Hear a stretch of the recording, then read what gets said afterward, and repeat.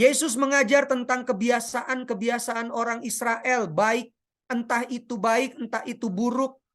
Yesus mengajar tentang upacara korban, bakaran. Yesus mengajar tentang ajaran nabi-nabi, mana yang sesuai dengan perjanjian lama dan mana yang tidak. Mana yang adalah ajaran untuk mencari kepentingan pribadi. Di dalam bait Allah itu, Yesus merubuhkan tradisi dan penghalang. Bahwa tidak ada yang namanya kasta, gitu loh. Semua di hadapan Tuhan adalah sama. Yesus mengajarkan hidup di masa mendatang, yaitu tentang sorga. Yesus mengajarkan bagaimana hidup sorga di dunia ini. Dan Yesus juga memberikan amaran terhadap penolakan akan kabar baik.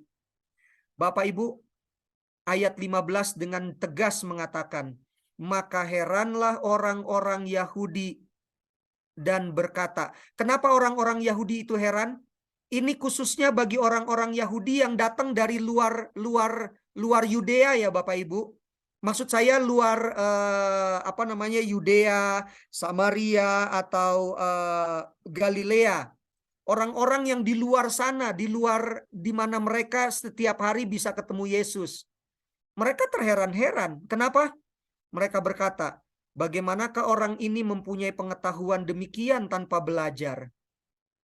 Mereka tidak tahu yang sedang memberi ajaran adalah Tuan segala Tuan, guru di atas segala guru yang tidak perlu diajar. Anda dan saya yang perlu diajar. Yesuslah pengajar yang terbaik. Lihat itu. Kedatangan Yesus di tengah-tengah orang banyak dengan masuknya dia ke bait Allah menunjukkan bahwa akulah Tuhan segala Tuan, guru segala guru. Akulah Tuan di atas bait Allah ini yang kamu datangi di mana kamu berkumpul untuk menyembah Tuhan. Akulah dia. Dan aku juga ingin mengatakan bahwa aku Immanuel bersama-sama dengan kehidupanmu setiap hari sampai kepada hasil panenmu. Aku Immanuel. Wow, luar biasa sekali. Kenapa? Karena Yesus tidak melihat itu di tengah-tengah upacara atau perayaan nasional itu. Jadi mereka datang ke bait Allah. Mereka ada 7 hari di bawah pondok daun-daunan itu, ya mereka hanya bersuka cita begitu saja. Mereka tidak mengerti siapa yang memberkati. Bukankah ini sesuatu yang miris, Bapak Ibu?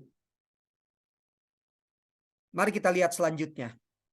Yohanes 7 ayat 37 berkata, dan pada hari terakhir, pada hari ke-7, yaitu puncak perayaan itu, Yesus berdiri dan berseru, barang siapa haus, baiklah ia datang kepadaku dan minum.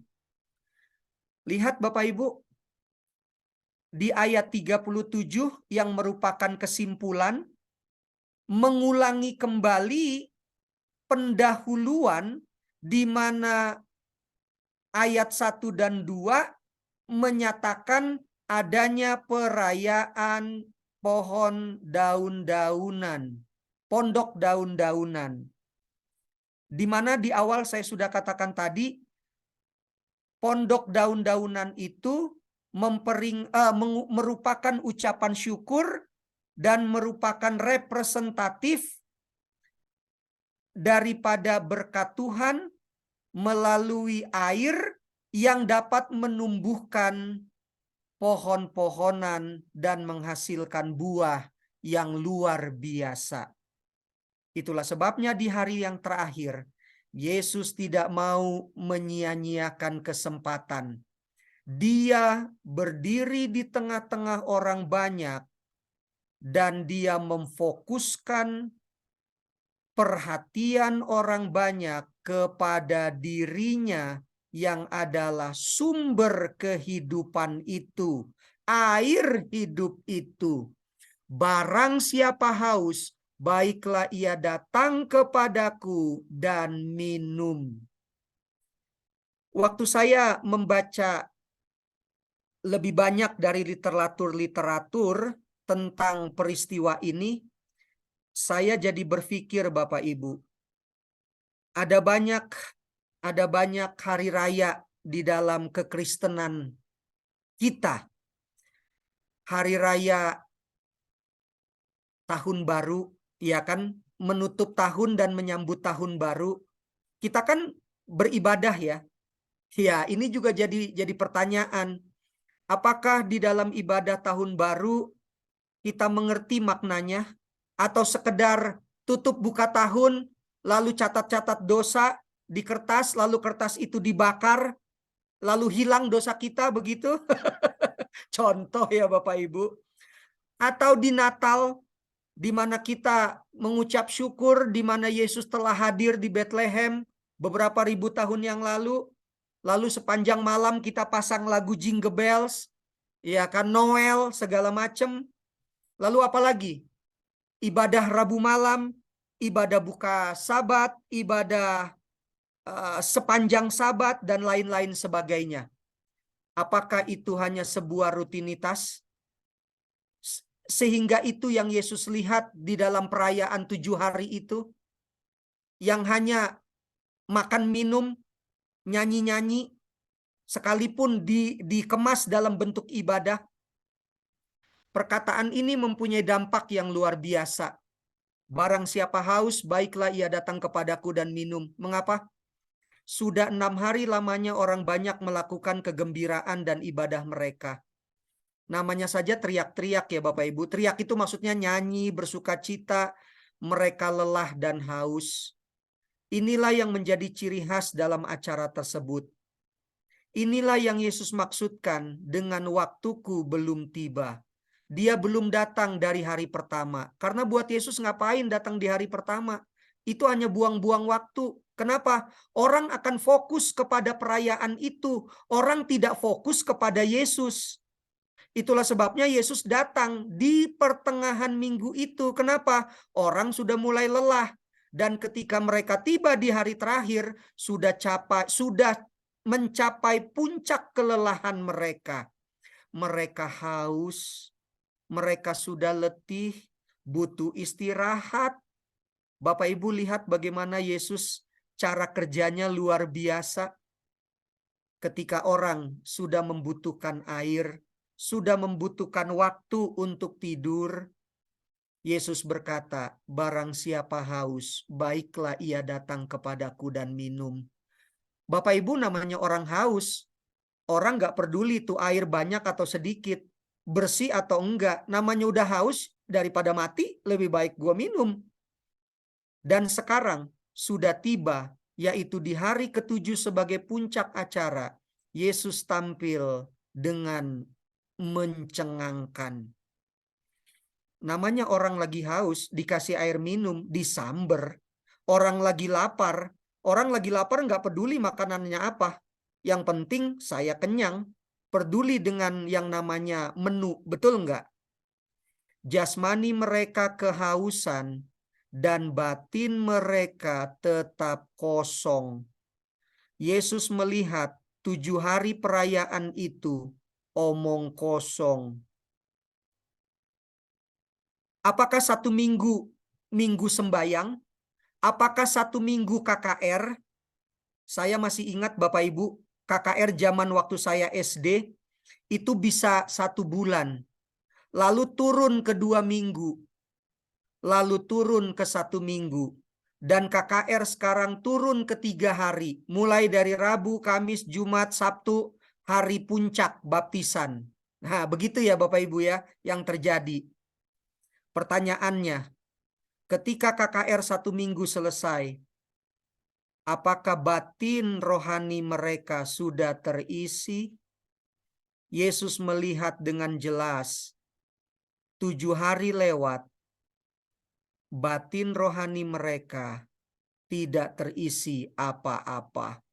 Mereka akan pulang ke tempat mereka, hanya sekedar cerita, rame, ketawa-ketawa, tetapi tidak ada yang membuat mereka menjadi bertambah di dalam keimanan.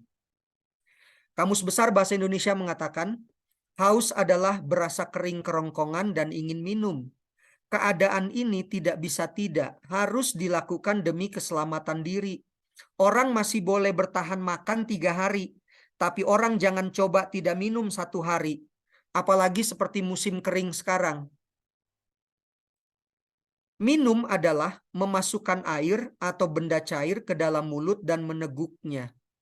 Bapak Ibu baca baik-baik ayat 38 dengan jelas, ayat 38 dan 39. Ketika Yesus mengatakan barang siapa haus, baiklah ia datang kepadaku dan minum. Yesus sedang memberikan Roh Kudus. Jadi dengan kata lain begini Bapak Ibu. Hei, orang-orang Yahudi yang sedang berpesta 7 hari. Hai orang-orang Kristen yang sedang KKR selama 1 minggu. Adakah Roh Kudus datang dalam dirimu? Adakah perubahan hidupmu lebih baik? Adakah engkau mengenal aku lebih baik dari sebelumnya? Adakah ketergantunganmu kepadaku lebih erat lagi? Itu yang Yesus mau sampaikan. Bolehkah dibaca ayat 38 dan 39 Bapak Ibu? Yohanes 7 ayat 38 dan 39. Barang siapa percaya kepadaku, seperti yang dikatakan oleh kitab suci, dari dalam hatinya akan mengalir aliran-aliran air hidup. Yang dimaksudkannya ialah roh yang diterima oleh mereka yang percaya kepadanya, sebab roh itu belum datang karena Yesus belum dimuliakan. Iya. Bapak Ibu lihat perkataan Yesus.